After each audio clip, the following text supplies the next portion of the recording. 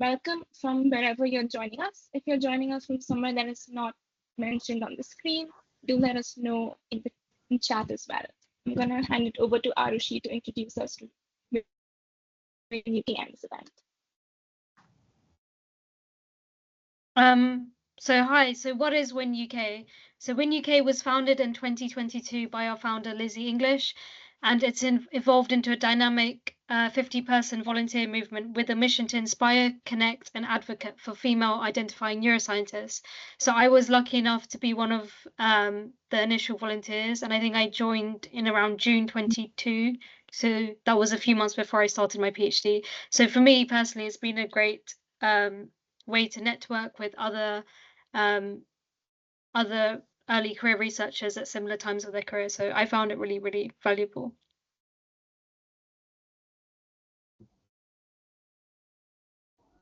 Should we move on? So why future neuroscience? So obviously AI and machine learning is very topical at the moment. It's always in the news, and there's obviously been a lot of interest in how this combines with neuroscience, and we've got a lot of requests for events around this theme. So we're really, really excited to host this event, and we're excited to pass it on to our experts, who are our speakers. So I'm going to let Laksha introduce our speakers. Thank you, Arushi, for a really lovely introduction. So hi, everyone. I'd like to introduce you to the first of today's speakers. We've got Clementine Domin. She is a PhD candidate at Gatsby Neuroscience under the supervision of Andrew Sachs and Caswell Berry. Her research looks to develop mathematical toolkits suitable to describe complex and flexible learning mechanisms in both artificial and biological agents, with a focus on continual learning, reverse learning, and acquisition of structured knowledge. So Clementine, when you're ready, feel free to take it. Sure. Hi, everyone. And thank you for the invitation, first of all, and the kind introduction. Yeah, really like the organization and the work you do. It's really cool. Okay, let me share my screen.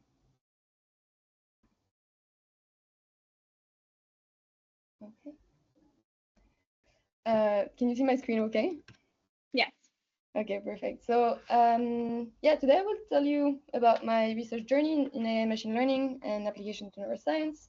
It will be quite informal, so how I got to, I guess, where I am and kind of what I'm doing right now, and an overview of some of my research. So about me, so I'm a PhD candidate at the Gatsby Computational Neuroscience Unit. I'm now in my 4th year. I'm finishing hopefully next year, and my research focuses on learning dynamics in biological and artificial neural network. And I'm supervised by Professor Andrew Sachs and Professor Caswell Berry. And I will go through my journey a bit chronologically, and I guess I will start in high school. So this is high school me. I guess I'm starting here because this is when I started to think about what I was going to do in life. And I did my high school in a small town in France, where I actually grew up there most of my life. It's a very, very lovely place. But in my opinion, I didn't have a lot of opportunities there, or at least I was not shown many opportunities outside of this small place. I was mainly advised to go to the university of my region, and yeah, was not offered broader opportunities at that time. And actually, I think what changed the most for me is when I went to Boston. My dad got a job there when I was 15 and got to do 1 year in high school in the US. And I think this might have been the most significant event in my life, because by going there, I realized there's a lot more opportunity out there. And it kind of gave me this thing that motivated me throughout my journey to always look for what's out there and try new opportunities to figure out what is going to be my next step. And I really think this is what has, yeah, really transformed and changed a lot of my life, because before that, as I was saying, I would have not even think of moving away or exploring new things as much as I have now. So as I was saying, in high school, I was thinking about doing either neuroscience or physics, and I was torn. I didn't know what I wanted to do. And I really like math, and I couldn't find a neuroscience degree that did maths. So physics seemed very appealing. And then I also realized that it was a lot easier to move from physics to neuroscience than from neuroscience to physics because of these problem-solving skills and mathematical skills that you could apply. So I therefore decided to move on to do a master's in theoretical physics at the University of Manchester. So as I said, I went to Manchester because I realized you can go abroad, and it was a tough adaptation in terms of the English, but I survived, and I really loved doing my time there. There was a lot of international students, which I really liked and really opened my mind, and I kept this thing of looking for new opportunities and looking what is out there. So throughout my journey, I did multiple internships, and the first one was at the Alpha experiment at CERN, where I was supervised by Will Birchie. And there I focused on looking at a procedure that happens there, but mainly this experiment, they study antimatter, and they were trying to understand what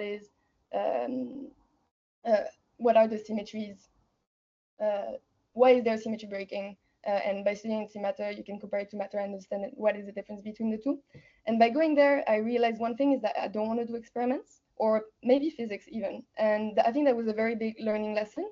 And this is when I really realized I really like the theoretical aspects of things. And so I started looking for other places so first of all, for theory, but when you are in physics at the moment, at least the type of theory I wanted to do at the time was less applicable. So I would say in physics, you can often do some theories for many years, and it will take a lot of time to be able to test them.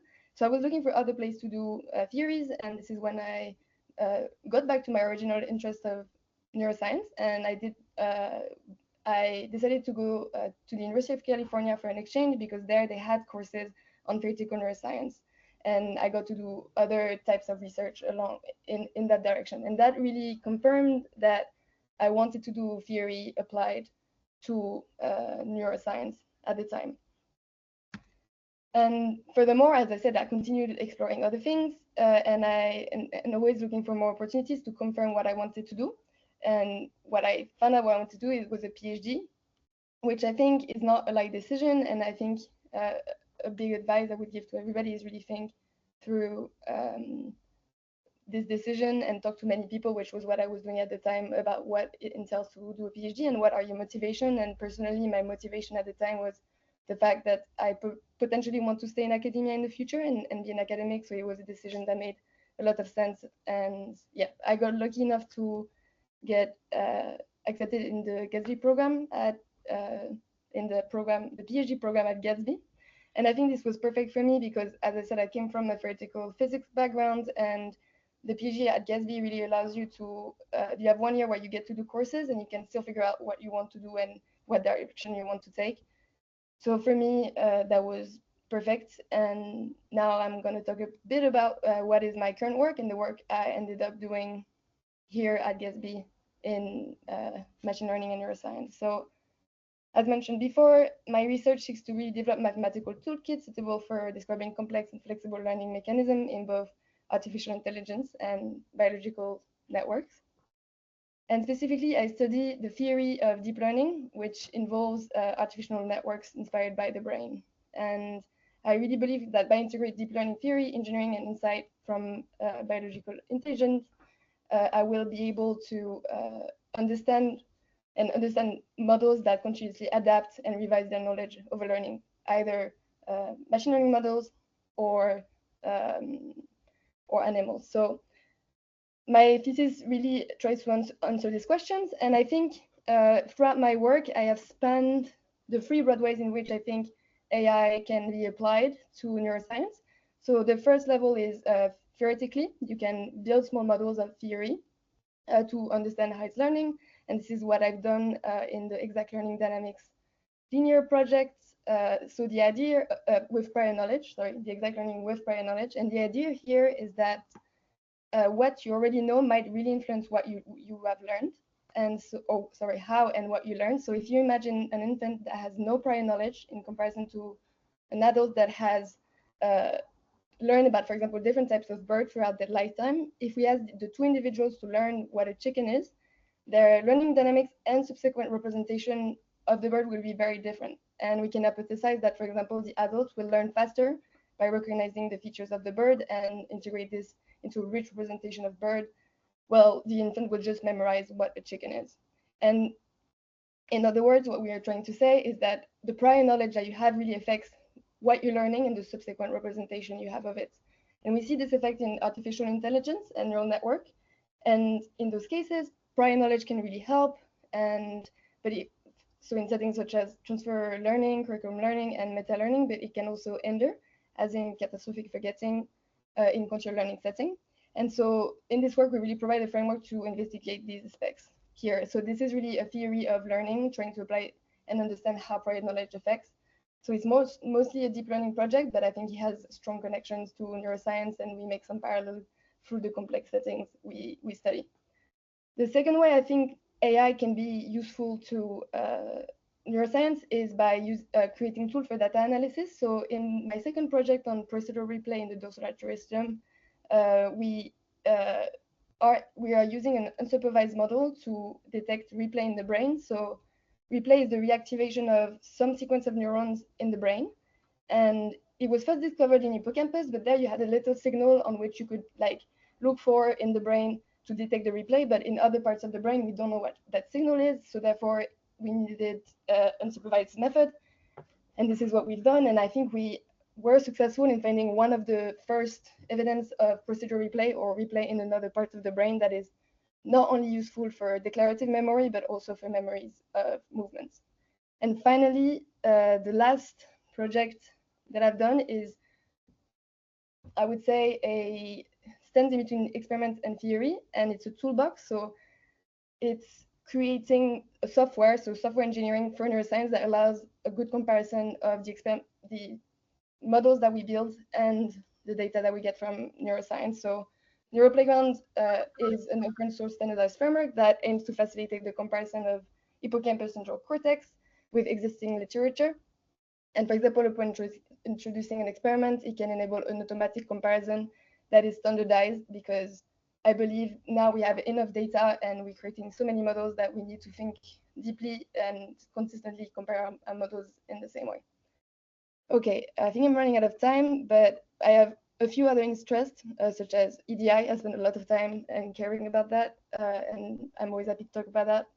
Art and music and sports, future plan, just saying I'm looking for a postdoc and I would like to continue research in the future, and tell me if you have any questions.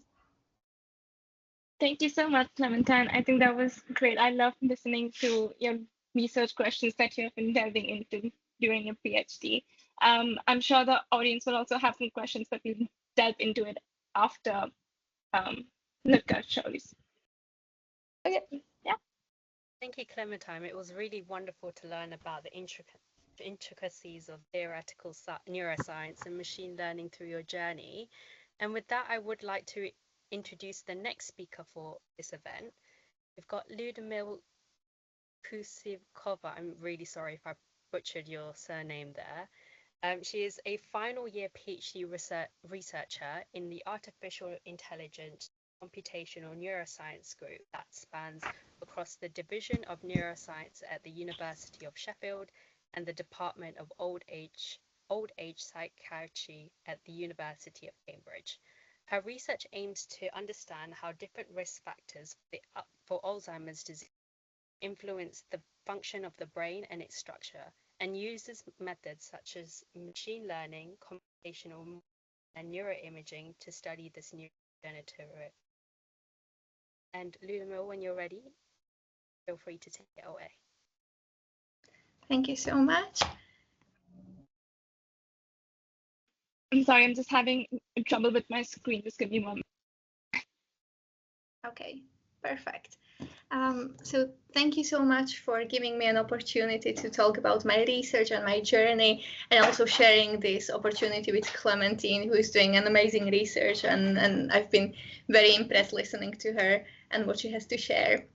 So I titled my talk From Psychology to Computational Psychiatry because that's my journey. And I was not really sure how formal this presentation should be, but it's Friday afternoon in the UK, so I also did not really keep it too formal, but I hope that you will enjoy what I have to share with you. Okay, so I work in the computational neuroscience research, but I was thinking that it's really important to redefine what it actually means. So computational neuroscience is the study of the brain by using AI, complex mathematical, statistical, and other computational approaches. And computational neuroscience really started mostly as a theoretical computational neuroscience, so also something that Clementine was describing very, very nicely. But nowadays it spans through different subfields ranging from computational psychiatry and neurology, which is what I mostly do, through theoretical neuroscience, computational psychology, but also we do have a lot of applications coming from data science, which is applied to neuroscience, and then biophysics, bioengineering, psychophysics, and all of these things that can also be broadly called computational neuroscience. To be a computational neuroscientist, you can either start in a technical area and apply that to neuro-related field, or you can start in neuro-related field and use computational approaches. And that is exactly what I am doing. I will talk a little bit about my own journey, and I really like how me and Clementine both started with high school without knowing that the other one would be talking about it as well. But I think that it's such a life-defining period, isn't it? You need to make choices of what you will do in the future without having a full information or with having a very limited information. So I took exams in advanced statistics and math, and that was a very defining moment because I had to take them to be accepted to some of the courses that I was applying to at the university. I also took courses in psychology and then languages. And after that, I moved across Europe to start higher education. That's mostly because from the part of Europe where I grew up, psychology is still mostly considered to be a social science. So a lot of the research is done in the aspect of social science, but I knew that I was not too interested in those aspects. I wanted to learn more about the brain and kind of do what some people refer to as proper science, but I don't really like saying that because I think that every science is science. But I really wanted to learn more about biology and physics and how all of these kind of interplay in brain and how this influences behavior. I also want to mention that I'm a first-gen university student in my family, which is also something that I always like to share when I'm talking about my journey, because it is something that is adding to very many things and adding to many decisions and choices that I have made throughout my career journey. So I just always like to share that. So I moved across Europe and I ended up in Scotland. I started my undergraduate master's degree in psychology at the University of Aberdeen. And you will notice that I won't be sharing anything about any sort of grades that I got or courses I took, because in reality, no one really cared about that, at least in my case. As long as you fill in the minimum requirement for when you are applying for masters or when you are applying for a PhD, I haven't really had those discussions of how well I did on exams and all of that. So I won't be talking about that. But something that really, really helped me in my career was getting 2 internships that I was part of.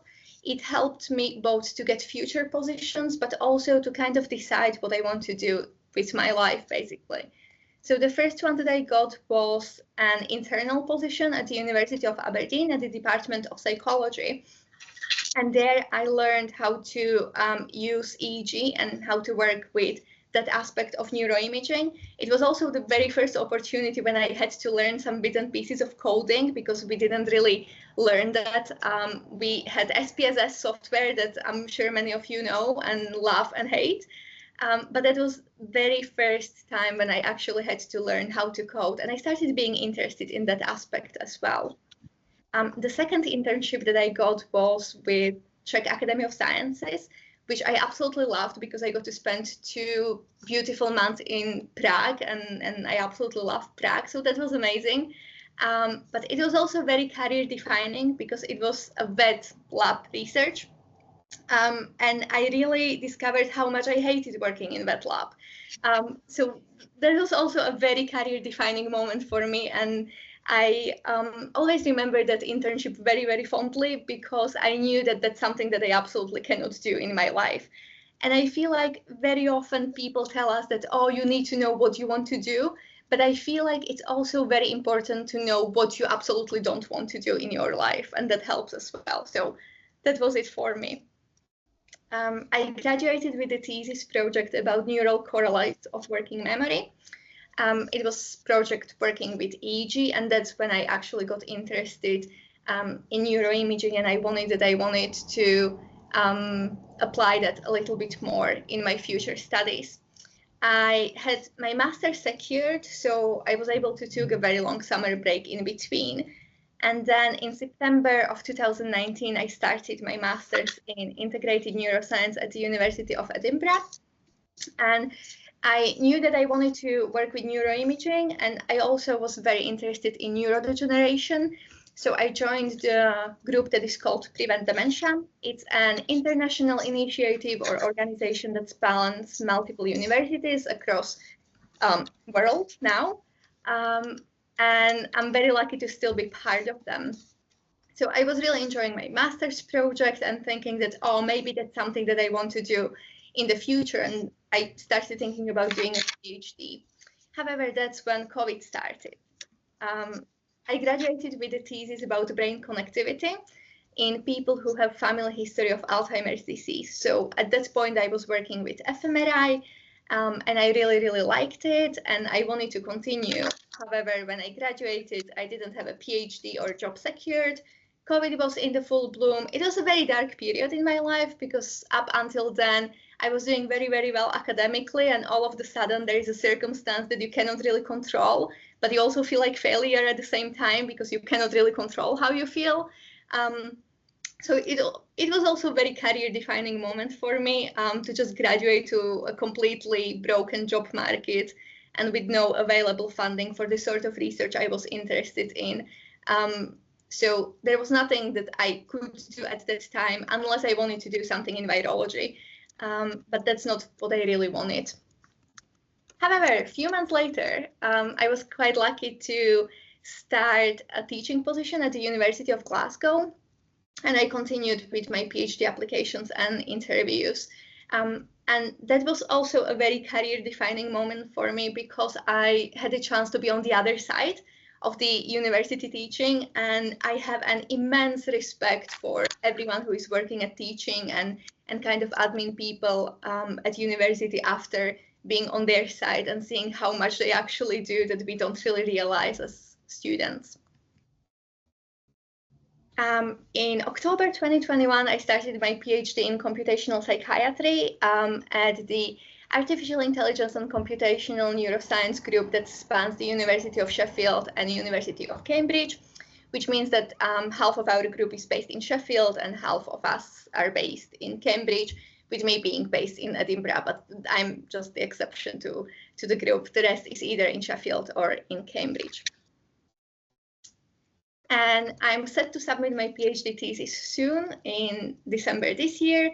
And I'm still working on the project about brain connectivity, but now we are looking at people with multiple genetic and environmental risk factors. So we have a much broader topic than I had during my master's project.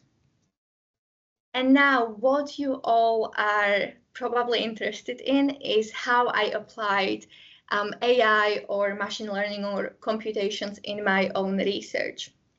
So to study brain networks, I use machine learning, which for those of you who are not familiar, I just like to call it a statistics on steroid, which is the best description that I can give you if you are not familiar with that.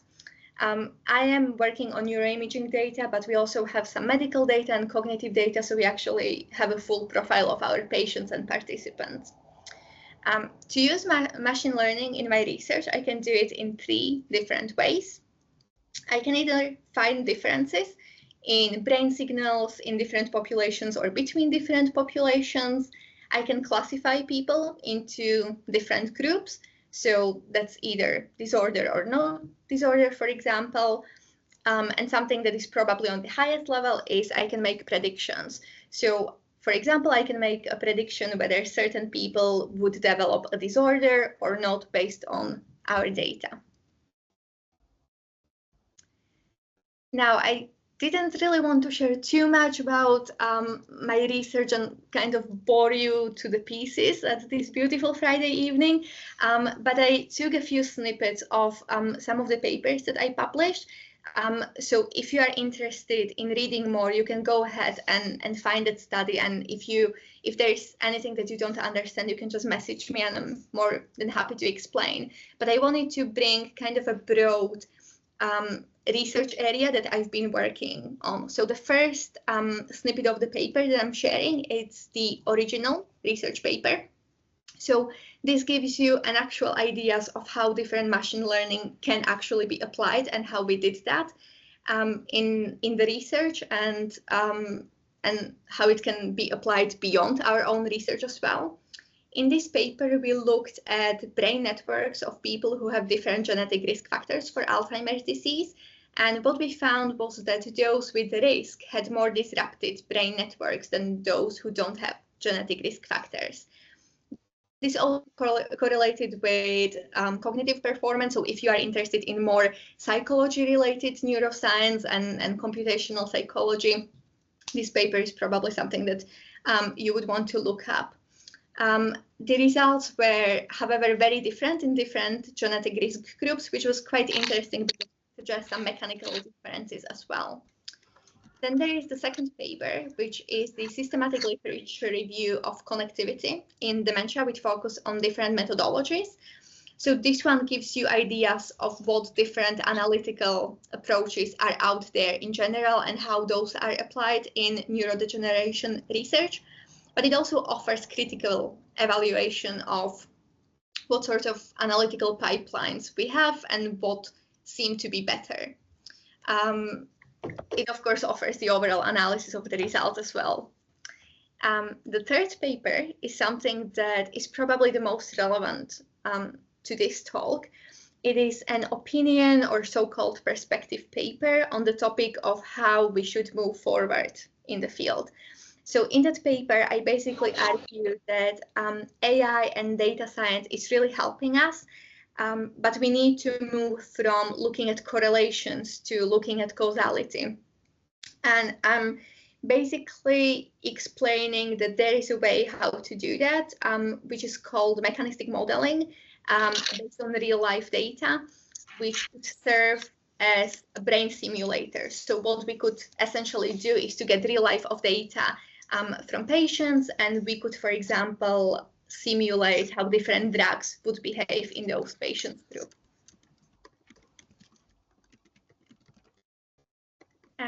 Last slide that I prepared for you consists of my own opinions, and it's basically about how I personally feel AI or computations are changing neuroscience and maybe science in general as well. So first and foremost thing is that there is high demand on implementing computations in neuroscience, specifically machine learning. And I believe that it's good, but I also believe that it has its bad signs that we should talk about. And I will give you one example from a recent conference that I attended. It was a neuroimaging conference, and I was just browsing the posters and kind of talking to people, and almost every single paper has some sort of machine learning on it. And I started talking to a few people, you know, doing the same research, being interested in what they do. And many of the discussions when you are at a conference, they are less formal, so people are more straightforward when they are describing what they are doing, and maybe also what mistakes they are making and what they shouldn't have done and all these things. So in many instances, people would say that, oh, we actually just applied that because there was a huge demand to apply it, meaning that grants are funded if they contain some sort of machine learning analysis. And many times it means that people who are not necessarily skilled in doing computational research are nowadays forced to do more computations and take on coding and do all of these things. And I think it's great to get these skills, but at the same time, I think that there is a really nice way to continue with interdisciplinary research. And if you are expert, for example, on psychology, you don't necessarily have to be an absolute expert on computations. Because I think that sometimes it can just create bad science practices if we don't regulate it quite well. So that's something that I wanted to share, that I think that is currently happening and might potentially be problematic in the future. I also think that generative AI can be very, very helpful. I myself use it to find mistakes in my own code. So I think that in that way, it can be extremely helpful, and you should most definitely make use of it. However, I want to reiterate, as a person who is also doing marking and grading essays and all of that, pretty please don't use it for writing your essays, we know. So feel free to use it, make use of these new advancements in science. It is very helpful, but also use it smartly. And I also think that more than new techniques and development of new techniques, we now need validations of existing ones, harmonization of pipelines and data processing techniques. There is quite a lot out there, so we just need to make sure that we are selecting the best one for whatever we are doing. And as I was explaining, we can also focus on more mechanistic understanding, so looking at causality of the brain on top of just relationships, so correlations. And that's me. I thank you very much for this opportunity to share a little bit about my journey and my own research. And if you want to get in touch or connect, I'm using all of these social media. I'm not so active on Twitter though, but you can most definitely find me on Instagram, just sharing bits and pieces from my PhD. Thank you. Thank you, Mila. I think that was a great presentation, a great walkthrough through your career journey, and I love hearing your opinions about AI and machine learning in the world right now. Before, I'm pretty sure the audience will have questions for both of you, so we will just jump right in the question, answer, and discussion section. Anybody who has questions for our speakers, please put it down on the chat, and we'll be addressing them as well. To start off, Clementine, I just wanted to ask if there have been any challenges that that you might face when integrating theoretical neuroscience with deep learning.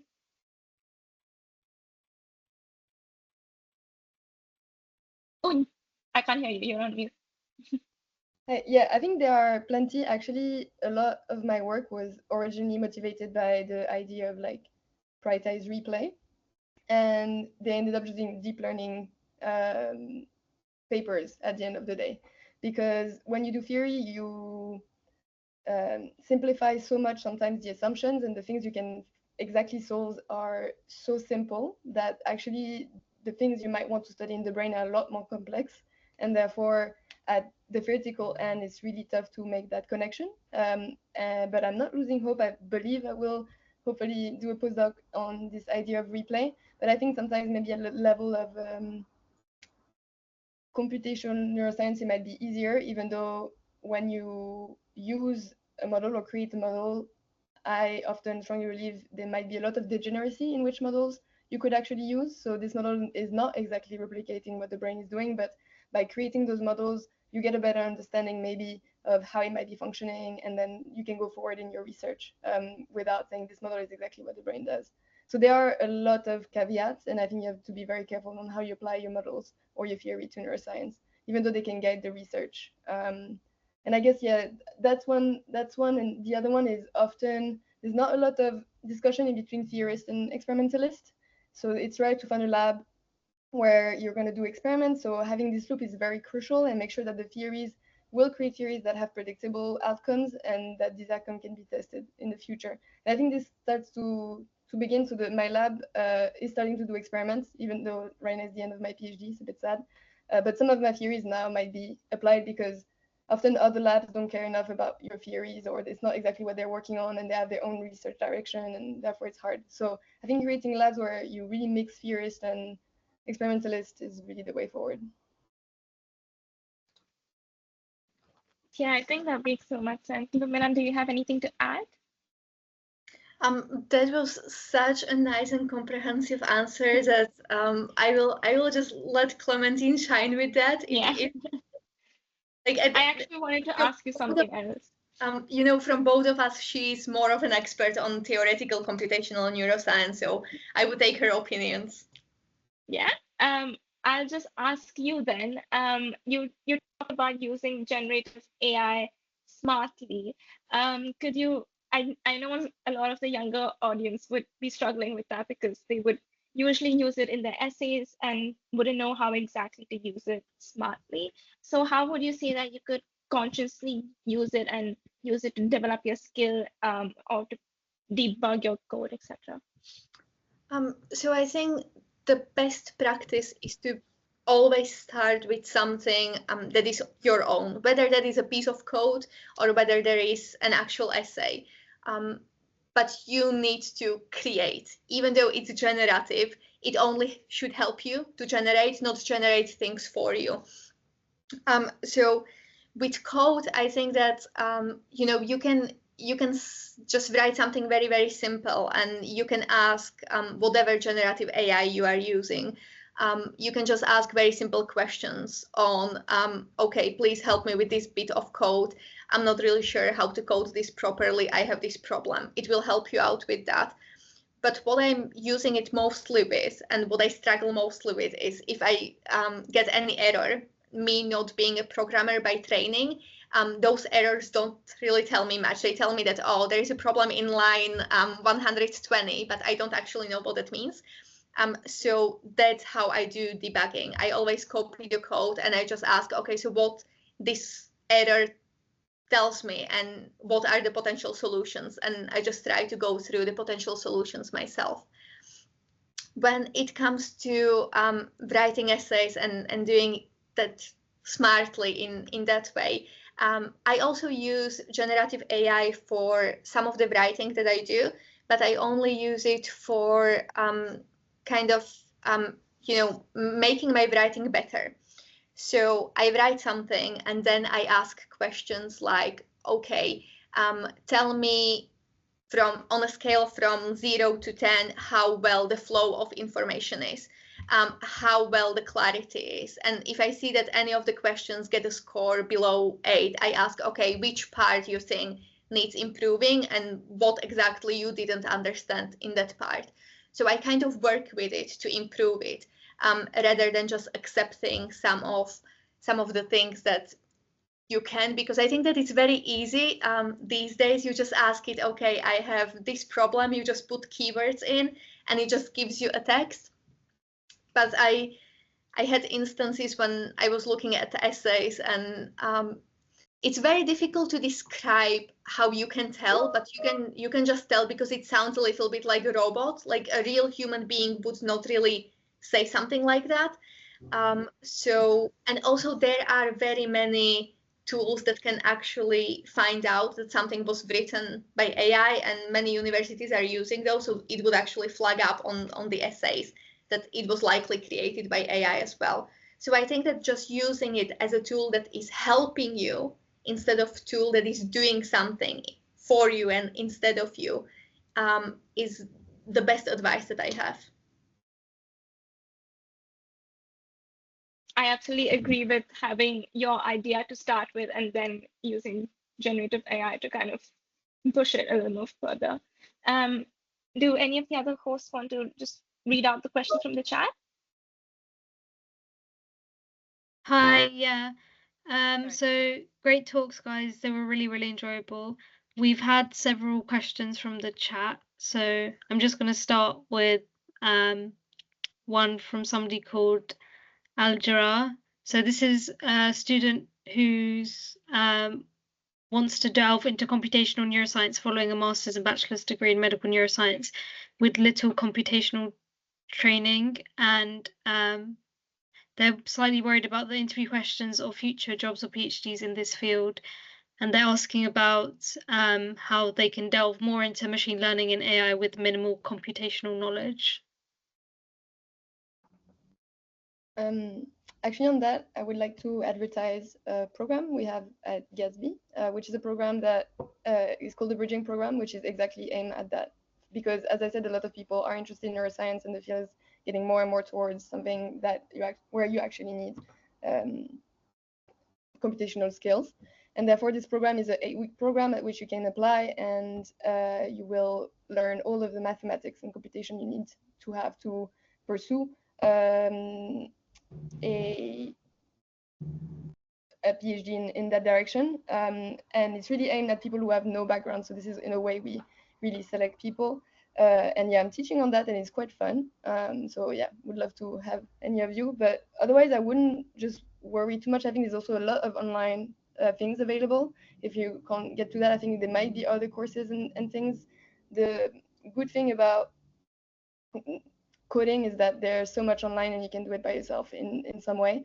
And also, I don't think in an interview they will want you to answer specific coding questions. I think coding is a lot about logic, and once you get that, it's never about a specific language. It's about the way you think around the code. And I think it would be very surprising to me if they ask a specific coding question if they know so that this is not your background. It would be a bit mean.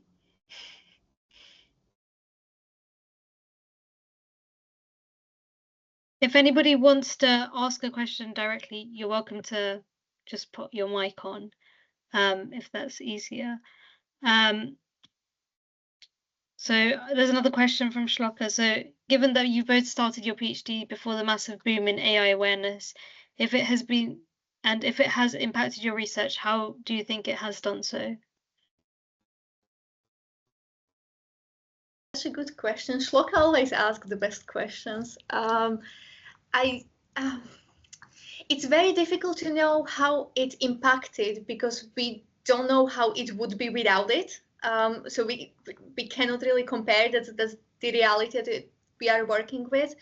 But I think that what it actually impacted is the demands that are out there, even on people who are not necessarily skilled in coding and in all of these things, because nowadays we see it absolutely everywhere. So it's kind of imprinted in our memory and our understanding of the world that everything can be AI based, and there is so much AI in everything. So there must be a lot of AI in research as well. So I think that in a way it kind of impacted the demands that are on us and how much we actually use it, which potentially, if there was not such a huge boom in AI and not everyone was using it to the extent that they are using it these days, there potentially wouldn't have been as huge demand on actually using different techniques and using it on a daily for absolutely everyone in our group. If I can add, I think on my side I've seen like a really big change, at least on how, because I think originally the idea was that the brain could be an inspiration to create general intelligence. And I think this has been totally destroyed by transformers in general. And therefore, the whole field of theoretical neuroscience have taken a huge hit. And why are we useful? And I think there's actually perspective paper on that, why like some of the big people of the field of theoretical neuroscience have put out to say, no, this is not the end. And also a lot of the things that have been conquered by machine learning was inspired by neuroscience. And I think one of the main points they make is about embodied AI, because this is something that we are able to do as an agent and that those agents can't do so far. And robotics is a very tough question to actually solve. So I think it really switched the focus, and now everybody wants us to use MLPs to model the brain. So you want to use it either to create your task or to just test whether it does the things in the same way. And you go to machine learning conferences such as NeurIPS now, all of it is about some transformer thing. And I think this is, I think it is, yeah, it has changed a lot the field for me. And also, I think as academia, it might not be the right thing for us to compete with also big companies who have the power to create those big models and train them and question what should we study in general. So yeah, it's grown so quickly. And I do think that having training throughout your PhD, working a little bit with MLPs is good also for the market industry afterwards if you want to go there. But yeah, I personally love my little linear networks. And so yeah, it has made also acceptance, I think, of some papers, and because it's not the trend, much harder in those big conferences. Thank you both for answering that question really beautifully. We've actually got a question from Gia here, which does lead quite well from that previous one.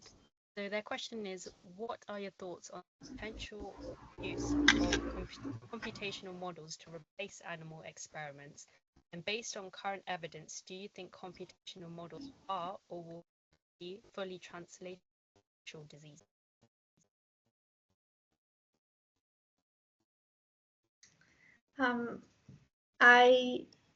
This is such a good question and also such a relevant question. So these will be my personal opinions. I think that there is a huge potential in using computational models to replace animal experiments, maybe not fully, but to a certain degree. The opinion paper that I actually mentioned that we wrote talks a little bit about that and how we can use mechanistic modeling to simulate different processes that are in the brain that we are currently doing on animal models, such as drug testing and experimenting on whether treatment is efficient or not. So I think that there is a huge potential in that. When we are talking about translatability, I think that if we are comparing animal-based studies, especially if we are talking about mice or rats, not necessarily primates, and if we are talking about computational models, those that are based on real patients' data have potential to be a lot more translatable than current animal models that we have. However, I also think that because there is, and I think that this relates to Clementine's answer from the previous question. I think that because there is now a completely different interest in using computations and AI in the research, we are almost not really doing this to the degree that we could, and we are not focusing on it to the degree that we could. Yeah, I think I totally agree with you, and I think the question is great as well. I'm really excited also about like connectomics data arriving about the brain. Like they have it for the fly now, and a lot of the theories have been confirmed, which was like really cool.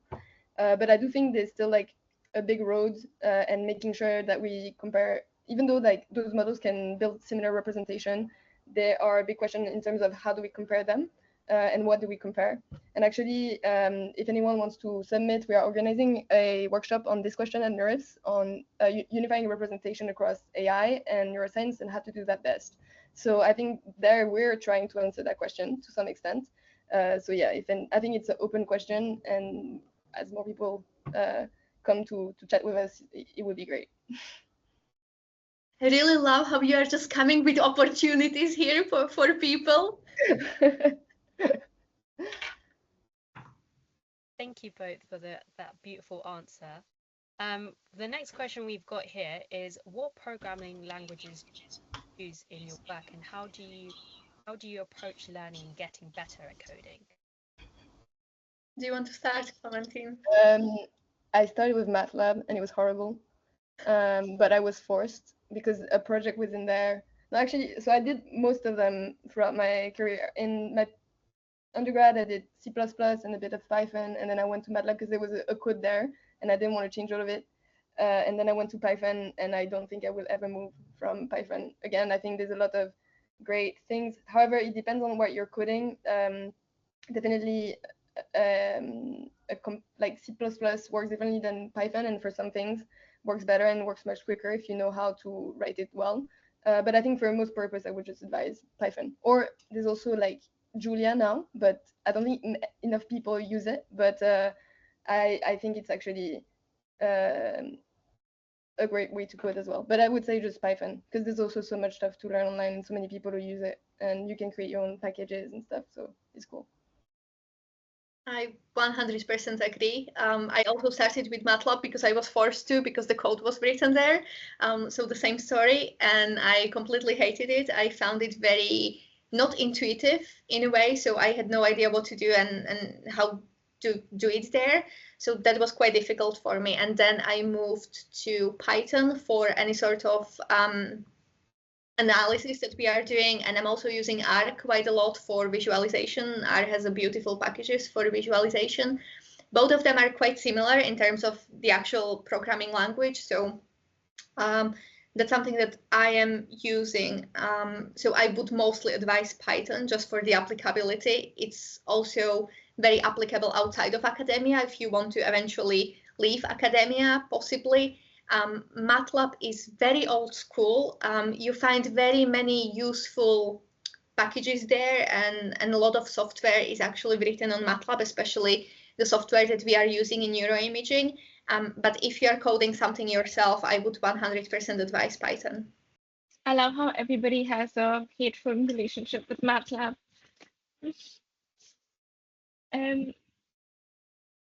We have a last question from Gerhard. He asks, are there any opportunities currently available in scientific research in neuroscience? I'm not sure if they mean in a particular unit, but if you could answer about like how you could reach out or places you could look at for research that you find interesting, or how to contact people in the field along those lines. I think that is actually a very difficult question to answer because there are so many different aspects of computational research that it really depends on what you are interested in, and then kind of finding people in that particular area. But what I was doing or how I was doing that was I knew that I wanted to work with brain images, and I knew that I wanted to work in Alzheimer's or related dementia. So I started searching up people who were based in the UK, because I was in the UK, at kind of different universities, people who published different papers on the topic using those keywords that I was interested in, and then kind of checking institutions and seeing that, oh, maybe these people are part of a bigger department that I can check out as well. When it comes to reaching out to those people, just cold email people. Some people are very busy and they will never reply to you, but at the same time, if they are so busy that they never reply to you, you probably don't really want to work with them at the end of the day. But most people will get back to you, and even if they don't really have opportunities, you can always ask them whether they know someone who might know about or might have some opportunities, because people always, kind of point to one another, and within our specific research field that we are doing, we kind of know what is happening, even though we don't have any research opportunity ourselves, but we know that, oh, maybe our colleague from this university has something opening up, or there is a program that is opening up somewhere else. So that's what I would advise. Yeah, I think this was a great answer. I don't have much to add. Okay, I think we can wrap up this lovely session then. That brings us to the end. And just for our audience, we do have 2 more upcoming events in the next few months. We have a female leadership, which is being successful while being yourself, an imposter syndrome event, which is coordinated by Stephanie. It will be held on August 9th from 6 to 7. The sign-up forms will be circulated soon, so do keep your eyes out on our social media. And we also have a Pain in the Brain event in September. Arushi, if you would just like to go ahead with the sentence.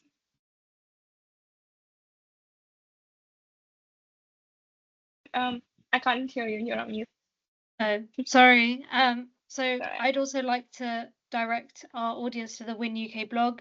So we have a recent series which is called Preparing Your Postgraduate Pathway, and this includes amazing articles covering a range of topics, like how to choose a lab, mastering the master's application, etc. And there's also an opportunity for any of our volunteers to also write for the blog. So please be in touch if you'd like to contribute to the blog. Sorry.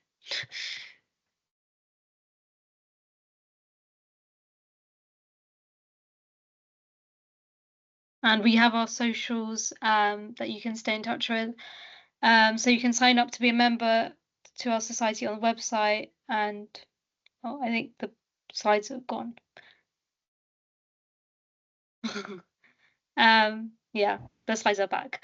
So you can sign up as a member on our website, and you can scan our QR code or follow the link. So we're quite active on Instagram, Twitter, and LinkedIn. So please follow us if you want to stay in touch with our future events. And also, really importantly, please could you fill out the feedback form, because that'll really help us for future events, so we know what we can do differently and what you liked about this event. But thank you everyone for attending. It was really, really great, and a big shout out to the speakers, because you guys did an incredible job. You guys are very inspiring. As a first year PhD student, I look up to you guys, so well done. You guys are doing great. Thank you so much.